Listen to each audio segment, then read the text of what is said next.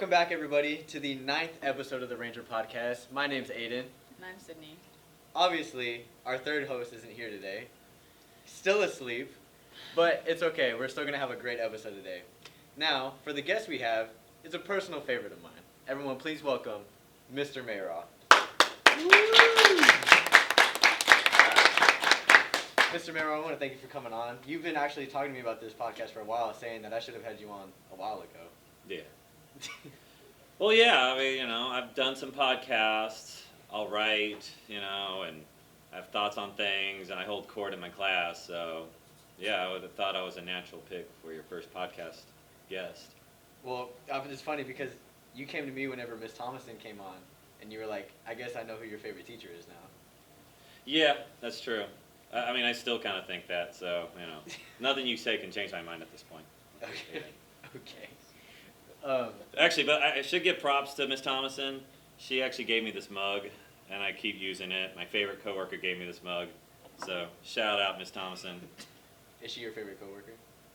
I mean, she's up there. I mean, I don't want to play favorites because people might get jealous. Yeah. Probably, yeah. So you said you're a writer.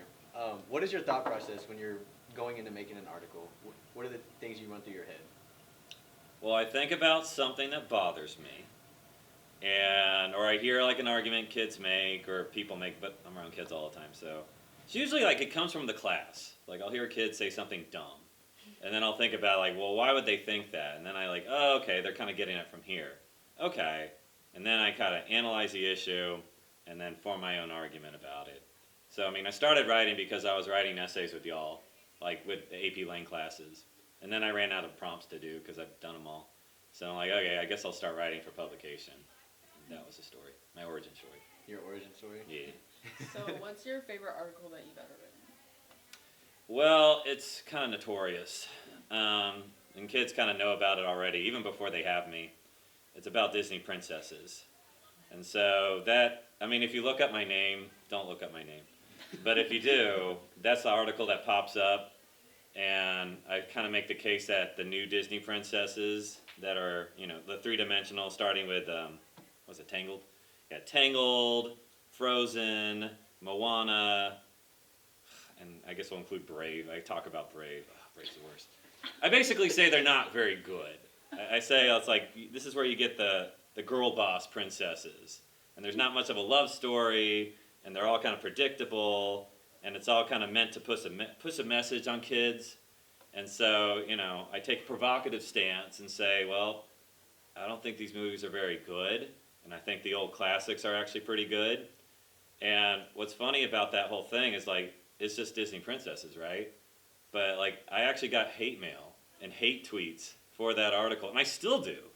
And then students get upset too. But it's good because students don't want to read. I'm well, you know what? You're going to care about this. And so sometimes they hate read that article. And I mean, reading's reading, even if it's hate reading. So you know how you hate watch something, you sometimes hate read something, and so I get a lot of that. But it's become a favorite now. I can always recall, I wrote about Disney princesses, and I broke the internet almost. So yeah. I clearly remember when you showed us that article. I remember walking in. It was Mr. Colley's room. We weren't in your classroom that day. Oh yeah. And you sat us down. Yeah. You sat us down and you said it's time. It's time to read the article. Yeah, there's a lot of hype because then you actually read it okay, and then you're it's not that. But at the time, those are innocent times where you criticized Disney princesses and everyone hated you. Now they kind of see what I'm talking about, though. Because Disney is not as popular as it used to be. Now you're getting these alternatives.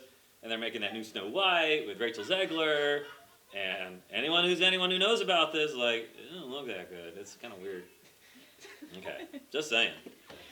So you were speaking about how you've written almost every prompt that you could have wrote before you started going into your personal writing. What are some of the accomplishments that you've received for your own personal writing?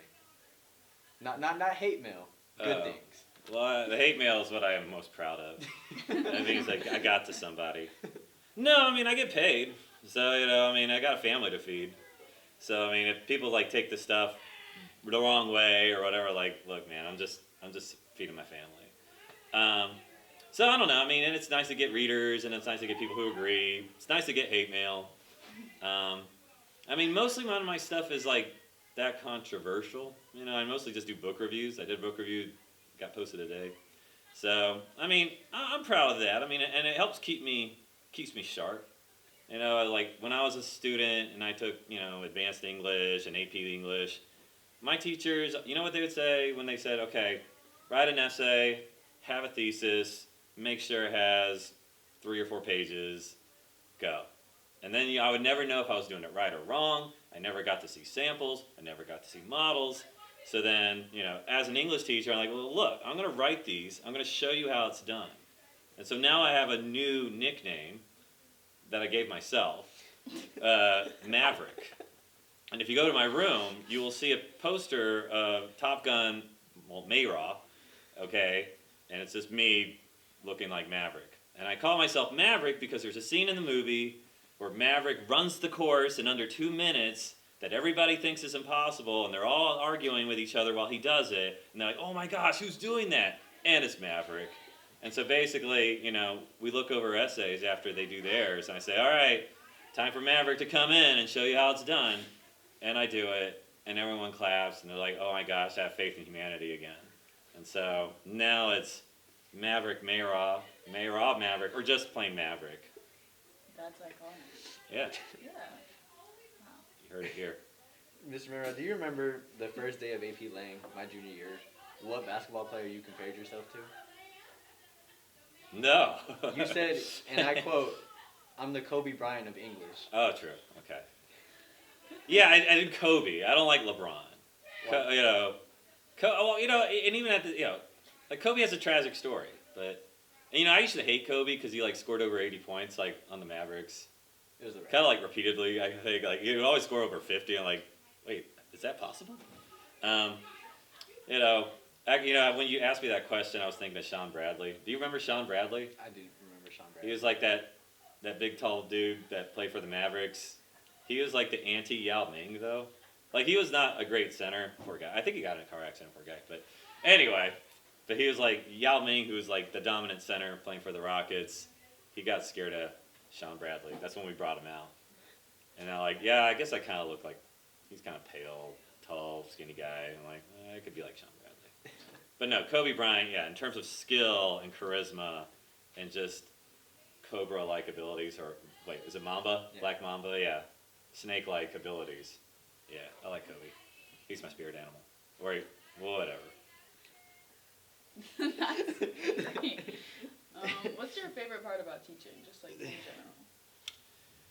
Vacation. No. Okay, some teachers are like, okay, I had a teacher and they inspired me and they made me love literature. I want to be like that to some other kid. No, I mean, I like English. I like argumentation. I like listening and reading and writing arguments. But no, I mean, teaching's great because it's like you get summers off, you get winters off, you get a bunch of holidays, and, you know, I'm not a hard worker. Okay, I mean, so teaching doesn't feel like a lot of work. I mean, I guess it's supposed to be. I mean, grading is kind of annoying, but no, I mean, that's why I got into teaching. I mean, I've worked other jobs before teaching. I mean, kind of dumb jobs. Like, I worked at JCPenney. I worked at Eckerd, which was is CVS now. And, you know, I was terrible at those jobs. I got fired from my first job because no call, no show, because I didn't want to go.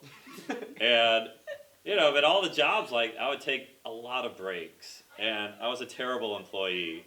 I'm like, crap, I'm going to need a job that doesn't punish me for taking so much time off and just reading and doing whatever. So, you know, teaching's pretty nice, you know, and I feel like the world needs more English teachers. Because that's the other thing. It's like, my brothers, right, they're like doctors and lawyers and stuff, architects. It's like, okay, these are respectable jobs, but does the world need more of those? Or does it need an English teacher that can go like Maverick on essays and just show the kids how to do it? And so I feel like I'm serving a need, and I get vacation. So that's why I got into English. So your favorite part about teaching is not teaching. Well, you know, that's a good point. My favorite part about teaching, you know, you got to model these things, okay? So I am modeling leisure, okay? Leisure. Okay? So, I read somewhere that parents, the one thing they don't teach their kids is how to have fun. Okay? They teach them how to eat, they teach them how to be good, have good manners, they teach them how to go to school and put on clothes and do their homework, but they don't teach their kid you're doing all these things so that you can have that space and time to develop yourself and be enjoying life, So I'm teaching all the time. Even if I'm asleep, I'm teaching. So that's how I kind of see it. I'm modeling something. How do you feel AP Lang is importance-wise in life? Because you and I have had a conversation We did. about how important AP Lang is to your own personal confidence. Yeah, no, I mean, AP Lang is life, okay? Deadlifts are life, AP Lang is life, okay? You heard it from me. Deadlifts are life, okay? It's good for your lower back. But no, AP Lang, right, it feeds into everything else because you become a better reader, you start kind of analyzing text, but it helps you be a better conversationalist, you see? And it helps you kind of, when you write, you kind of learn what you know. That's when people look up things in a dictionary, is when they actually write an essay, not when they read one, which is kind of dumb, but whatever. Okay, but basically, yeah, when you learn how to write, everything's an argument, right? When you ask a girl out or a guy out, that's an argument. You give an intro. Hey, I'm Aiden. You give a thesis. Hey, let's go out. Okay? Then you give some reasons, I got a job at Kroger, or used to. Okay? I drive. I keep in shape. I'm not dumb. Okay? And these are reasons, and you may want to flesh that out with some examples and tell a few stories about yourself to illustrate/prove what you're talking about. Comment on why that's important. And then, in your conclusion, you return to your thesis. So, yeah, let's go out. And then, this could be a great memory for us both. Whoever. You just turned Riz into an essay. Yeah, I teach Riz. I teach Riz. So, what's the proper first date you take on a girl? You want to take a girl out, where do you take her? Okay, Aiden, it depends on the prompt, okay? So, I mean, let's be real here, all right? You don't just go cold, okay? We're not just writing an essay in thin air. We got a prompt, okay? So it depends how well you know the girl. It depends on the context. The context is everything, okay? So you got to identify the framework and context before you start making plans, okay? If you don't know the girl at all, yeah, take her to a football game somewhere where it's, public and there are a lot of people, okay? If you know the girl, okay, and you kind of have classes together, maybe you can, go to Whataburger or, something like that, okay? And then if you're, in a relationship, not a situationship, but a relationship, and you're past the talking/texting phase, okay, and everything's understood, then you can take them to somewhere fancy, like Chipotle or something. Okay, going back to your teaching life, you've told me a few times that you think teaching now is a lot different than when you were taught as a kid. What do you think are some of the differences that you've experienced that you try to incorporate in your own teaching methods than when you were taught? Well, school was a rough place when I was there in the 90s and early aughts. Fighting was pretty common. We had zero tolerance rules. Kids were, I was in Dallas, So if you want to know who has the most street cred in the faculty, it's probably me. But, fighting was pretty common. Kids would get in trouble a lot. And every kid was pretty hyper too. So teaching was probably different. Teachers had to be more drill sergeants. I'm running a rehab center, for kids who are addicted to their phone. Okay, that's just kind of the big difference. Any teacher will tell you that. Started up in, I started teaching in 2007. So, the first few years, it was I was kind of experiencing the same thing that teachers prior to me were in the decades past. And then, 2010, 2011, you start having kids bring their phones, and they're kind of glued to it. And then COVID just, made it even worse. So now I'm kind of dealing with some junkies, some screen junkies that are nevertheless smart, but they're very attached to their device. And so I kind of have to be the person to say, okay, put it away. I mean, look at that. It's it's on the desk right here, right? It's I feel it. Oh, okay. Well, I feel it anyway, But I don't know, it just kind of shuts out a lot of socializing. It shuts out a lot of like attention, and kids are trying to multitask and they're not learning anything. And so, I mean, that's the big challenge, and that's the big difference. And of course, everything's paperless. Like, my room used to be a fire hazard. Like, I would have stacks of packets and papers, and now, well, I still have stacks of papers, but not as many. So that's kind of the big difference. Is just kind of learning to work with technology. Sometimes against technology. Yeah, and and that has to mean I have to up my game. Like basically, I have to be like a kind of podcaster person myself. Like I have to have a monologue. I have to ask the right questions. I got to time everything right. Like I got to be a very like entertaining kind of person and engaging kind of person. It's not enough to say, "Oh, here's your work," and then walk off. Like I have to like be there, and so that's why kids tend to like me sometimes. It's like, oh, okay, it's kind of like listening to a podcast, like listening to Mr. Meyrat, like, and I got my bits. It's like comedians, they have their bits. It's like, okay, this is my beginning of school bit, works every time. Oh, this is my let's talk about rhetorical analysis bit, mostly works. I'm always refining it. So, teachers are performers in addition to being little dictators. Now, we've talked about how you've gotten perceived sometimes in a negative way, but you actually have a lot of supporters at Lone Star. Matter of fact, you have your own fan page. I'm a polarizing figure. Okay. So Now, I don't know what you call that. I'm gonna read off just some of the things Oh you've no! said. These are out of context, just for the record. Okay. And I just want to ask for your opinion on some of these things. Okay. The first Okay. one, you're injured, you're crippled. Go and take your gimpy wrist back to your desk. See, I don't even remember that. I mean, look, okay, context is everything. It's tough love, okay? You want to work here, close, okay? So I don't care what the handicaps are, okay? We're going to work through it. AP Lang can do that. It can heal you, okay? It can get you a date for prom. It can heal, your gimpy wrist, I guess. I don't remember saying gimpy wrist. I don't say gimpy. Okay, anyway. But yes, I don't recall. But I'm sure it came from a place of love. It always does. This next one is my personal favorite because Okay. you've told me this numerous times. Probably. I don't want you dating on-level kids. Oh, okay, sorry. I like to build up my AP students to have a sense of identity and to have a sense of superiority, okay? It's like you play varsity, okay? Like if you're varsity and you hang with varsity kids and you hold yourself to a higher standard, is your coach going to say, well, you know what, be humble, you can hang out with those JV kids that are just, eating at McDonald's right now? No, they're going to say, look, you maintain that standard, you be the creme of the crop, or creme de la creme, okay, the top of the class. So it's more just like encouragement, but you gotta identify that way, and then it kind of bleeds into your habits. It's like, why don't people smoke? It's not because like they think it's going to give them cancer. I mean, partly, but it's more like I don't smoke because I'm not a smoker. I read my books because I'm a reader. So it's the way we identify, and our habits follow from that. So if you identify as an AP elite student, then your habits are going to follow, and you're like, well, I don't want to hang out with people that aren't at my level. Okay, you might have heard me say that. Get on my level, Gomel. Okay. Gomel, yeah. I don't know if you actually say it that way. I guess it's GOML or get on my level. Okay, that's all.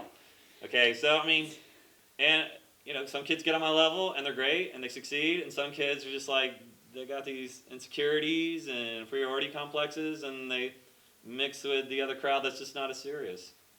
Okay, not calling anyone out. I mean, I'm sure there's some good on-level kids too. I mean, whatever.